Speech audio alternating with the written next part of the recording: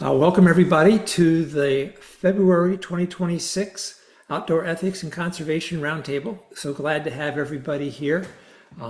It's awesome to see familiar faces and some new faces too. I always enjoy that a lot. So tonight we're going to follow our usual agenda. So after our opening, we'll have our safety moment. Michelle will talk to us about ice fish responsibly. After that, we have Maggie Dombroski from Scouting America partner Izaak Walton League of America, and she is going to talk to us about some citizen science opportunities for clean water, Salt Watch and Nitrate Watch. After that, we'll have a few announcements and close up. And after we close, as always, we'll hang around for a while if anybody wants to chat. So with that, let's start our Scout meeting here with the Pledge of Allegiance. Scout salute.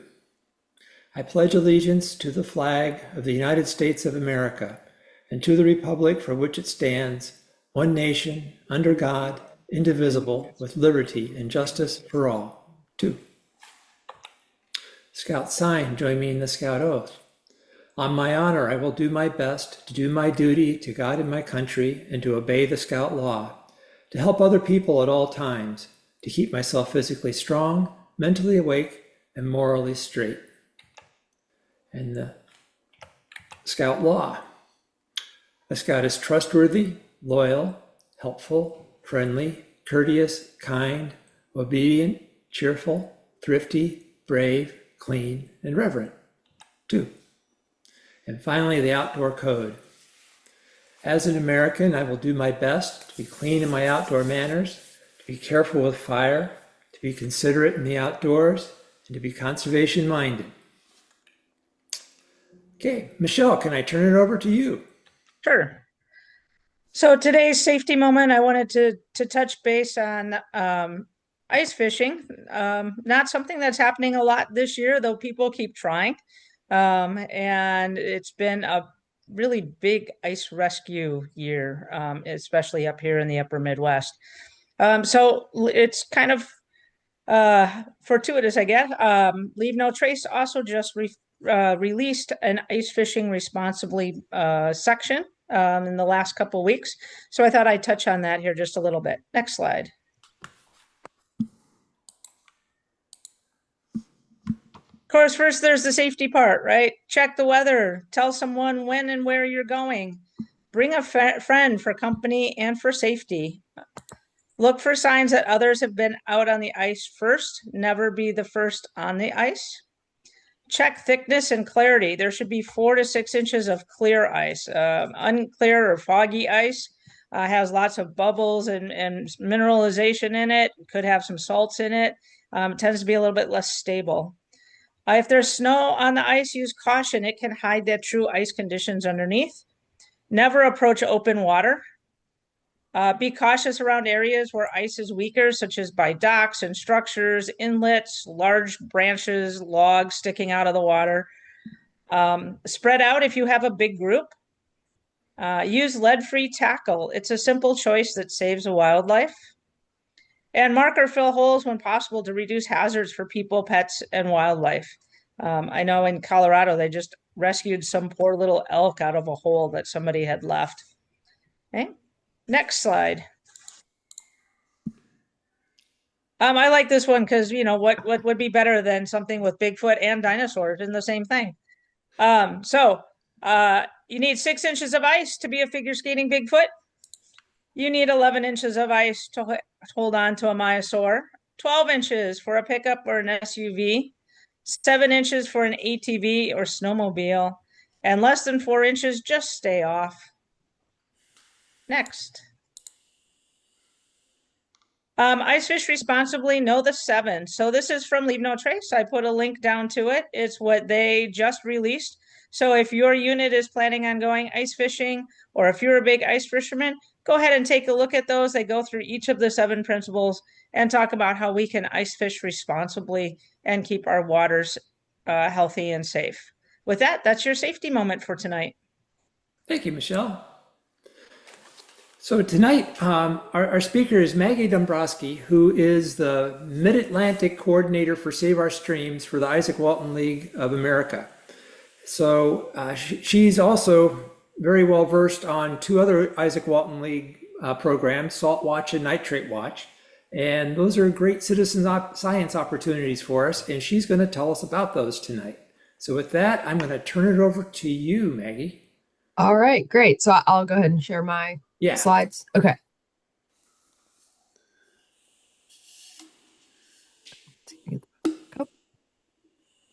Okay, perfect. Well, thank you all so much for having me here tonight. I'm excited to be here with you all. As Paul said, the Scouts are great partners of the Izaak Walton League, so we really enjoy working with you all. And my name is Maggie Dombroski, as Paul said. I'm the Mid-Atlantic Save Our Streams coordinator for the Izaak Walton League of America. And part of that, in addition to Save Our Streams, which is our biological and chemical monitoring, I also do a lot of work with our Salt Watch and Nitrate Watch programs. So just a little background on the Izaak Walton League of America. If you're not familiar with us, we're one of the oldest conservation organizations in the country, founded in 1922 by hunters and anglers looking to conserve habitat. And our mission is to conserve, restore, and promote the sustainable use and enjoyment of our natural resources. And we're a membership-based organization, so we have about 40,000 members at 200 chapters across the U.S. So we have several community science water quality monitoring programs that we run. Save Our Streams, which is biological macroinvertebrate monitoring and some chemical monitoring. We have a Creek Critters app for identifying macroinvertebrates. And then the programs I'm going to talk about today are Salt Watch and Nitrate Watch, which are both really great programs to get involved in, low barrier to entry, free, no training required. So I will jump into Salt Watch first. So Salt Watch is the older of our two test strip based community science monitoring programs. So Salt Watch started in 2018 when our clean water intern at the time noticed this huge salt pile on a bridge right above where our headquarters is, which is also right above Muddy Branch, which is a stream in Gaithersburg, Maryland. So they saw this big salt pile, probably a spill from a truck, and were wondering, what impact might this have on the stream that's just below here? And with that, Salt Watch was born. So the Salt Watch program has goals of raising awareness in the general public about the issue of road salt pollution and how it affects streams and our health, and then to do monitoring of waterways to find out what the chloride levels are like in different places, and then equip those volunteers to advocate for smarter salt application and to share their data. So just a quick background on winter salt, road salt. It's probably been something on your mind if you're at least in the Mid-Atlantic, where we've had lots of snow and ice in the past couple weeks. So there's several different chemicals that are considered road salt, the most common being sodium chloride. But you'll notice all of these have chloride in them. So chloride is the common component, and that's the thing that we measure for with the Salt Watch test strips. So all of these have environmental impacts. They have some differences. Some work better at different temperatures, things like that, but they all do impact our environment. So you may have seen salt application that looks like the picture on the left here, where there's just kind of piles of it. That is too much. So the optimal salt application for it to work most effectively is actually about 3 inches between the grains, which is kind of what you see in the picture on the right. So because salt works by forming a solution, it has to have access to enough snow and ice around it to be able to go into solution. So more salt does not necessarily equal more safety. So there's a few different ways salt is applied.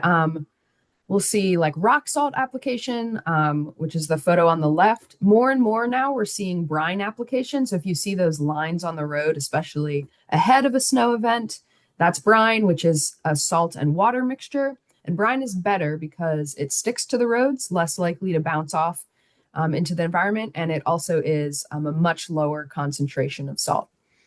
So at the moment, brine is kind of the best practice that we're advocating for on a large scale, and then with individual homeowners, just scattering salt more sparsely, and I'll talk about that a little bit more later. So it only takes 1 teaspoon of salt to permanently pollute 5 gallons of water, which means that a 50 pound bag of salt would pollute 10,000 gallons of water. And it's considered a permanent pollutant because it's really hard to remove salt from water. And so once it's there, it's pretty much there in the environment and impacting our stream health and stream life. So salt impacts a number of things, and I'll just briefly touch on each of these. So wildlife, our fish, like you all were just talking about, ice fishing, as well as the macroinvertebrates that we monitor for in our other programs and that are important food sources for our fish, are not adapted to salt if they're living in fresh water. So we're seeing impacts to them. Vernal pools, especially because it's just such a small concentration of water and there's not like an in and out flow of the water. And then migratory fish might not be able to access areas due to elevated salinity. With infrastructure, you've probably seen some of this, possibly like on your car, things getting corroded. So chloride is very corrosive, which leads to impacts to our infrastructure, bridges, and concrete and things like that. And so that ends up being really expensive. The more it gets damaged by salt, the more frequently you have to replace it. And so a 2023 estimate was between $1,000 to $17,000 in damages per ton of road salt used. So also related to the corrosion issue, so drinking water impacts. So most drinking water facilities are not able to filter out chloride. It's really expensive to do so. And so that chloride that's getting in our water from road salt getting into streams and our groundwater is just winding up right in our tap. So that can be an issue for people who have need a low salt diet. They're already getting excess salt just in their drinking water. And related to the corrosion, that can also leach heavy metals into drinking water. And excess salt in the water was actually a factor in the Flint, Michigan water crisis, with it leaching lead out of lead pipes and lead lines. And then especially if you have a well, that water is not regulated by the government. So salt impacts there kind of be up to you as whoever's the owner of the well to test for that. Habitat, you've probably seen on the side of sidewalks and things, plants will dry out. And then aquatic plants as well, which is an additional problem for that freshwater habitat. And soil, it also can change the chemistry of the soil, can increase compaction and mobilize heavy metals, which can be a problem for plants. And then our pets. So if pets are walking around and there's salt, they can lick their paws and be either poisoned by it or dehydrated, and can have paw and skin irritation.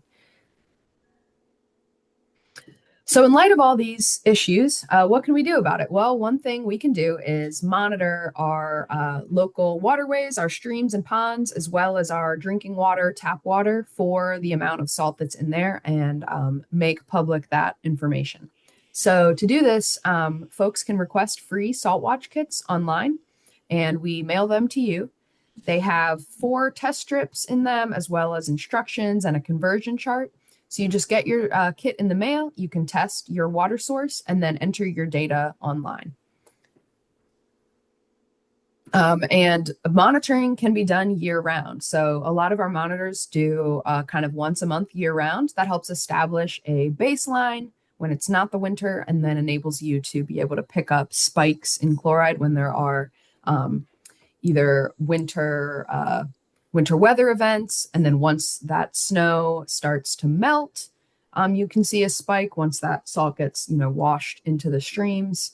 And then after the kind of first big rain event in the spring as well, can be great times to monitor. But you can also just do it consistently throughout the year. So to take the sample, it's really easy. You just need a little glass or plastic cup. You'll just rinse it out a few times and then get about an inch of water in the bottom and set your test strip in there. And wait for that orange line right under where it says Quantab to turn fully black, and then you're ready to take your reading. So it's great for kids, great for groups of all ages. So it would hopefully be a great option for the scout troops. So you can see how the strip turned black at the top there. So that's what it looks like when it's finished. And then now there's a white peak going up to the 4. So that's your chloride level. Then we have a conversion strip in there. So the test strips have Quantab units on them, which doesn't really mean anything. We have the conversion chart to convert that into parts per million or milligrams per liter. So you can see this one is right about 4 Quantab units. And then if you go over to the conversion chart, that ends up being about 157 parts per million of chloride. And as far as chloride levels go, 157 would be kind of on the upper end of what could possibly be naturally occurring, but getting close to a problematic level. So between 100 or 0 and 100 is kind of the baseline naturally occurring level. Depending on your area, it's different in different places. I think where we are in Maryland, it's about 30 to 50 is the kind of normal level. At 230, it's chronically toxic to aquatic life. 250 would be the kind of drinking water standard level. And then 860 is the level where it's acutely toxic to aquatic life. So the ultimate goal of this program, we collect all this data online in the Clean Water Hub, which I'll touch on at the very end. And then the goal is for that data to be used to make a difference, to advocate for smarter salting practices, for less road salt to be used. And so we love it when our volunteers take their data and write letters to the editor and contact their lawmakers and talk to local businesses and their neighbors. So we've had great examples of people doing that. So that's a great way if you're looking to get your troops involved in advocacy, involved in local government and working with local communities. This can be a great way to kind of enter into that space. And so I mentioned this briefly at the beginning, but yeah, the main things we're advocating for are less salt, not no salt, because we know we need it to be safe. So shoveling before the ice forms is always going to be the first step, to shovel that snow before you're putting salt down. And then scattering. A 12-ounce mug is enough salt for a 20-foot driveway or 10 sidewalk squares, which is also about 2 parking spaces. And then sweeping up the excess salt at the end after the storm event is over, and then you can reuse it for future events or future years. And we have lots of resources for understanding the issue, sharing the issue, and advocacy in both English and Spanish. So those will all be are all available for free on our website and by request. So salt responsibly to protect a number of things that we all care about, like our habitats and wildlife and drinking water, is our main message. So I'm going to jump now into Nitrate Watch, which is very similar, just testing for a different pollutant. So this program started in 2023, so it's a little newer, with concerns about nitrate pollution. So nitrate is a naturally occurring compound, and it's important for plant growth, so it is needed. However, with the levels of nitrate that are being put down on our landscape, especially with farming applications, it's a lot more than our plants are able to uptake. And so all of that excess nitrate is winding up in our water, similar to the salt issue, either via runoff or groundwater infiltration.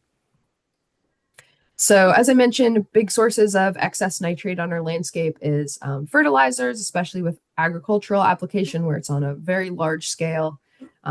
animal feeding operations, wastewater treatment, effluent, and things like that. And then there's also some atmospheric deposition that occurs.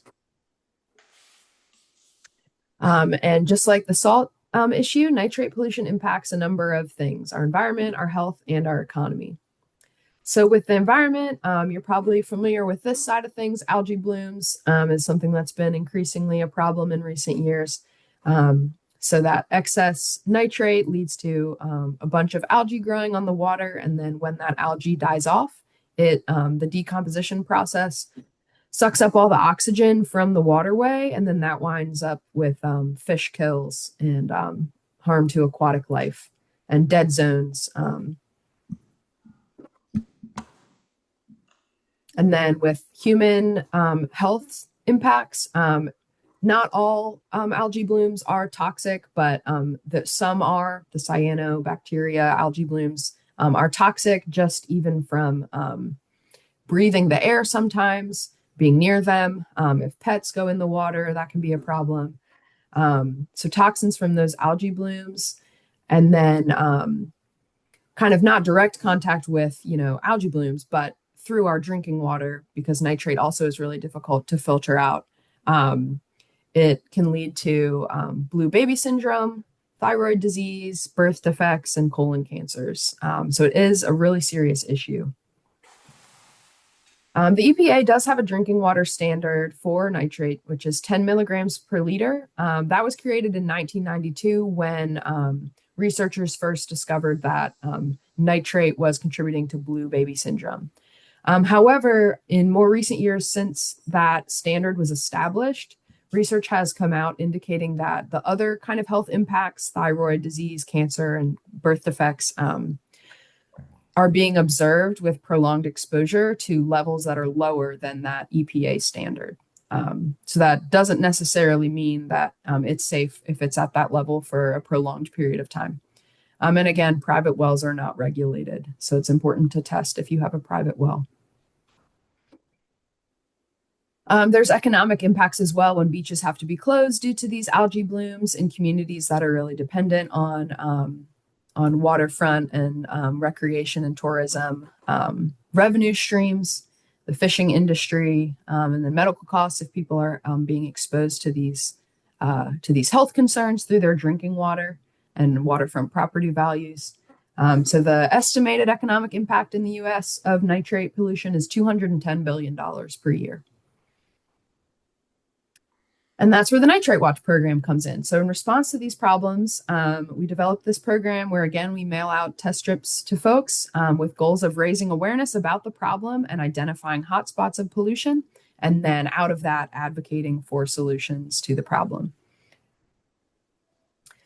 So again, you can request kits for free online. And we do with both programs, depending on availability, sometimes we can give out bulk kits if you had a whole troop that were wanting to get involved.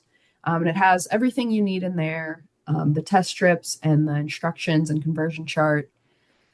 So with this one, it can also be done in any water source, whether that's a pond or stream or tap water. It's just a quick dip in the water and wait 30 seconds, and then you're comparing the color to the bottle and entering your data again on the Clean Water Hub, which I'll jump into really quick in a moment. And again, with our Nitrate Watch program, our goal is advocacy and finding solutions to the problem. So our hope is that through this program, people can go, wherever they start off on this step ladder, they can go up a step. So you can have folks starting out even with little to no knowledge of the issue, going all the way to being knowledgeable advocates and documenting the problem, sharing the data, and learning about solutions. We also have resources for Nitrate Watch on our website. There's a petition that you can fill out and templates for letters to the editor and to representatives and lots of fact sheets. And I'm just going to briefly touch on the Clean Water Hub. That's where we enter the data for both programs as well as our Save Our Streams program. So it's a national publicly accessible database that's free to use. Anyone can view the data. You don't even have to have an account just to view the data. So a place where we can share the data in our community, track changes in water quality, and then make it accessible for people to view. So we have maps of the program data across the country. So if you all collect data and then enter it to the hub, it'll show up on these nationwide maps. So you can see we get a wide range of salt levels. This was the 2025 data. Things down in the healthy normal level all the way up to acutely toxic. And sometimes we have readings that blow off of our test strips and are far above the 860. And then we have similarly the nitrate watch map, which again has a wide variety of readings as well. Definitely an issue out in the Midwest, particularly in Iowa. And so if you all are located in any places that we don't have a lot of data points, we would love to learn how things are doing in your area and fill out our map. So you'll create individual sites. And so then you can track over time what levels you're getting at your site and share that with your community. So you can upload even a picture, have a description of your site, and view your data over time. We have lots of graphs and things that you can download as well for data sharing. And you can create an organization. So if your troop or your local council wants to have an organization on the hub where everyone can upload their data and have it in one place that you can all use and view together, you can do that. And then you can also download all of your organization's data for your own use. So I know that was a lot of information. Thank you all for listening. You can find us on the web at saltwatch.org and nitratewatch.org, and then saltwatch at IWLA.org, nitratewatch at IWLA.org for the emails. And then if you want to contact me specifically, my email's on here as well. And I am happy to take questions if we have time for that. There were a couple questions in the comments there, Okay. and one was just the question about how granular the location could be, and you answered the question already. You did a great job. Oh, great. Okay. So Yep. you got ahead of that. And David Singletary, you had something. Can you unmute and tell us what your story was? Yes. So I work with a group of master naturalists that test 27 sites in the Peninsula Newport News area of Virginia. Okay. And a number of years ago, I joined Salt Watch. There is my suitable kits that I have gotten from you Wonderful. and utilizing them.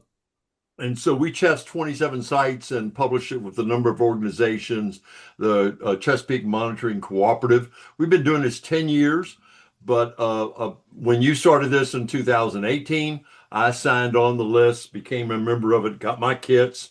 And then when I started doing some testing, then I informed the local city about it and said, I'm picking up salt. I was getting like 3 and 4 counts on it.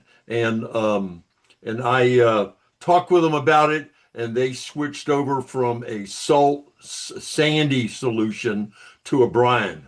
So Wow. that has significantly reduced it. In fact, I just checked it from our 4 inches of snowfall a week ago and got 0. Now I'm waiting for a rain Wow. event to come up here, hopefully this weekend, so I can test after that rain event too to see if I get a result from our brine that has led over to a local waterway. We have, so I use this also with the Scouts and Sustainability MERT badge. When we're talking to them about water quality, then we show them how we do complete tests to include bacteria growth.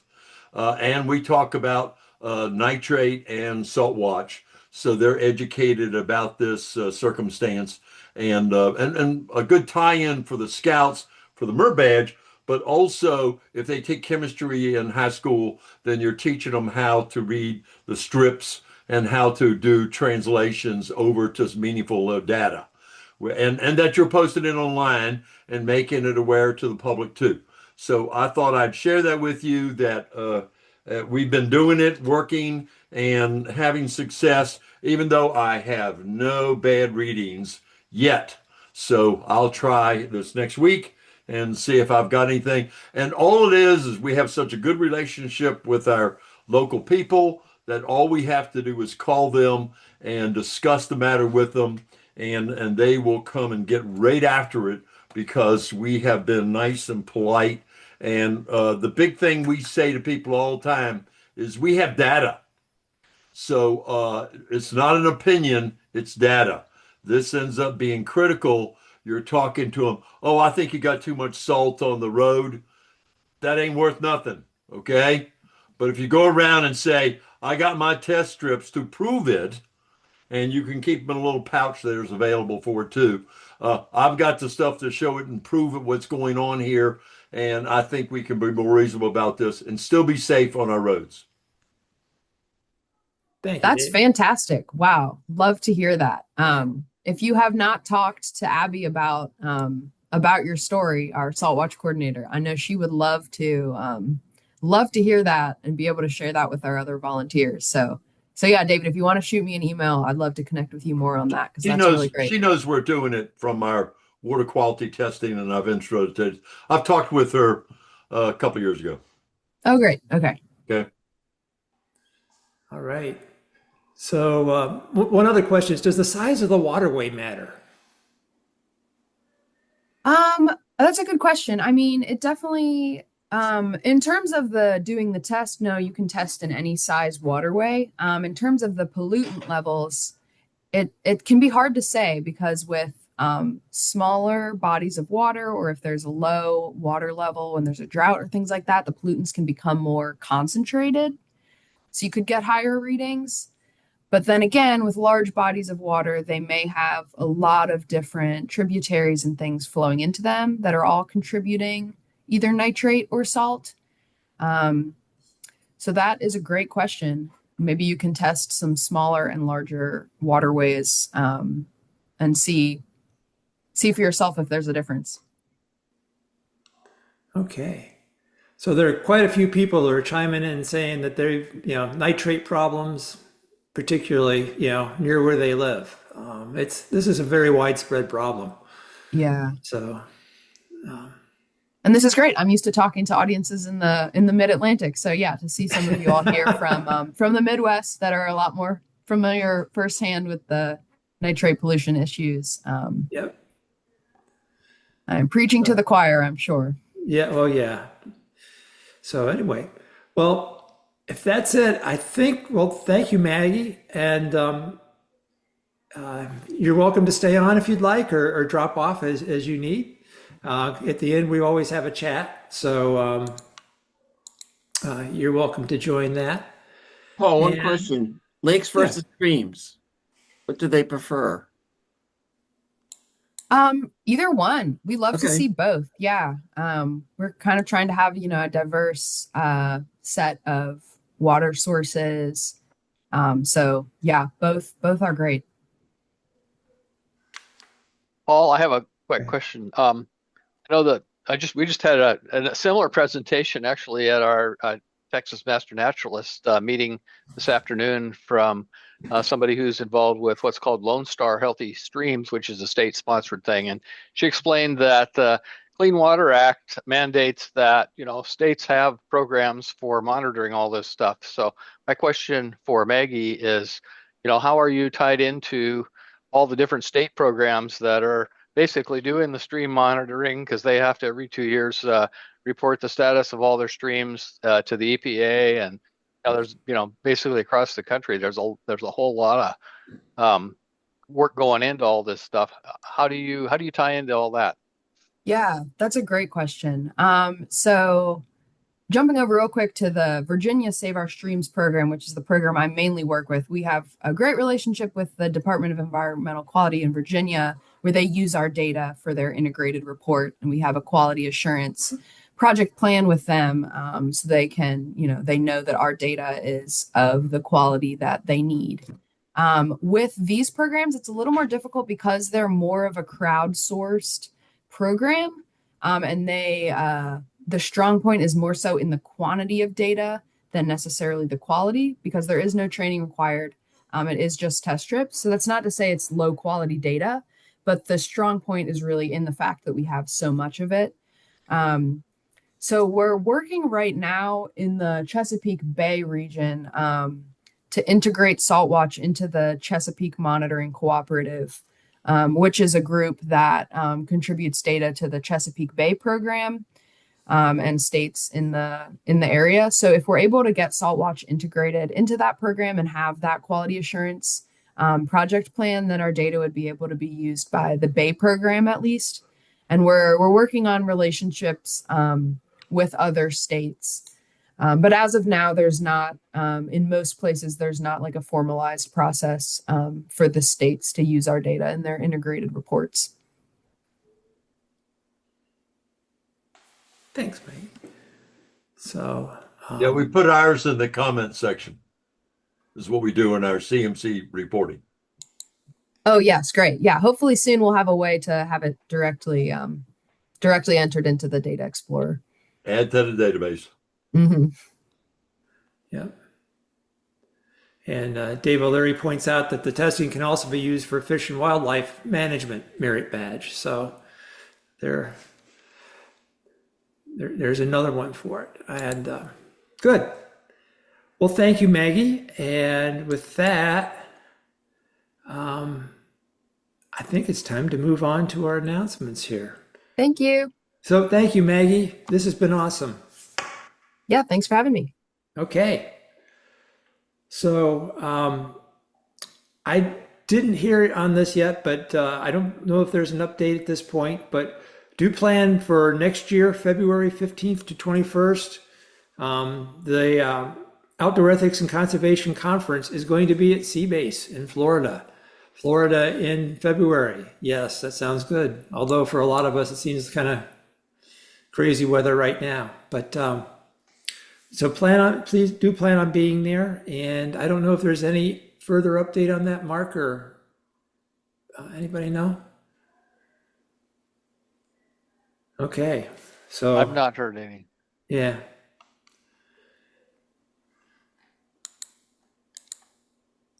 Conservation at the Summit.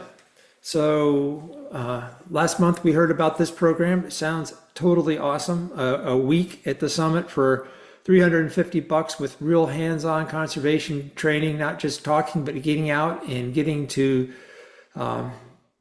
you learn about concepts and you go out and get a chance to apply them. Plus there's a free time for doing some of the recreation at the Summit. So awesome opportunity for youth. Any youth you have who has any interest in conservation, this is a great program to let them know about. And I will post the link to that now.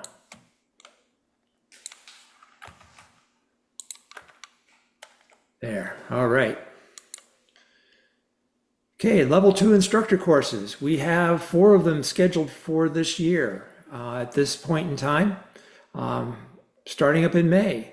So if you know of anyone or yourself, you haven't been to a Leave No Trace level 2 instructor course, time to make plans, time to go. It's an awesome course. It's one of the best courses you probably ever take.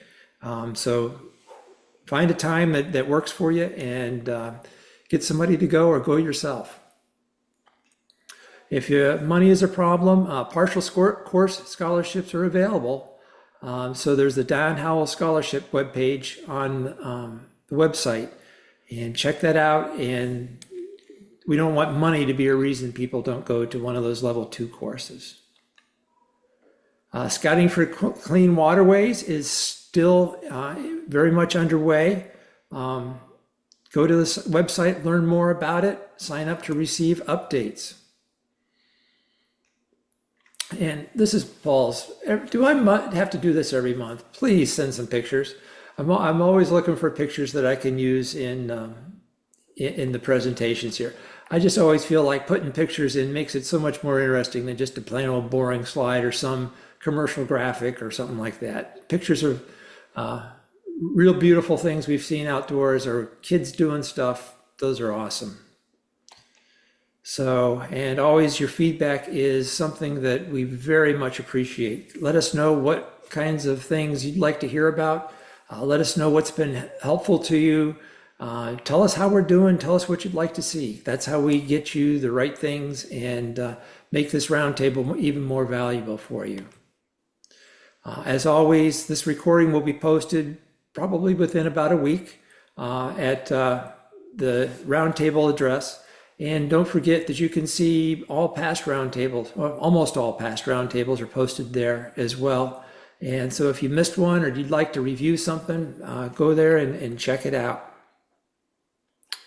Finally, I'd like to do my closing in a minute. I want to do something a little bit different this time because given that, the topic of what Maggie talked about with nitrate watch and salt watch and the clean waterways and the whole idea on that is, I wonder if you or your kids could say, what's your watershed address? Do you know what your watershed address is?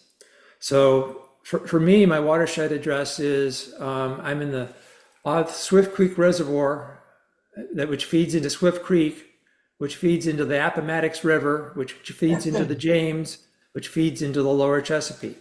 So that is my address. That locates me in terms of the water flow. So this is a great opportunity to have your kids, as you're learning about these programs and the effects of salt and nitrate. Well, what all is being affected by that? What is your waterway address and what all is downstream from you? And look at how big that area gets. So this is a great chance to have your kids practice some map skills. If some of them are more like it, if you want to then cheat and use the computer to figure this out, there is a neat app there, which I will share the address for, web address for you here. But you can actually go in and it will go in and let you zoom in on an area and find what the watershed is for that address. You can trace your water on down. So there's some cool websites that you certainly can use as well. I put the address right in there. Also, if you want to see what the EPA has posted in terms of the water quality along the way, that address down below, the How's My Waterway, you can go check out what the EPA has to say about those waterways that are in your watershed address. So this is our home, and this is a great opportunity to help kids feel connected and practice some scouting skills while they're doing it. So with that, I think we have completed tonight's topics. Next month, we're going to be talking, we're going to hear youth talk, actually. It's not us talking. We're going to hear youth talk to us about their experiences earning the DCSA. This has been awesome. I've been working on this for a while now, and I think this is going to be a great roundtable, and I hope to see everybody there next month. With that, thank you very much, and really appreciate you all being here.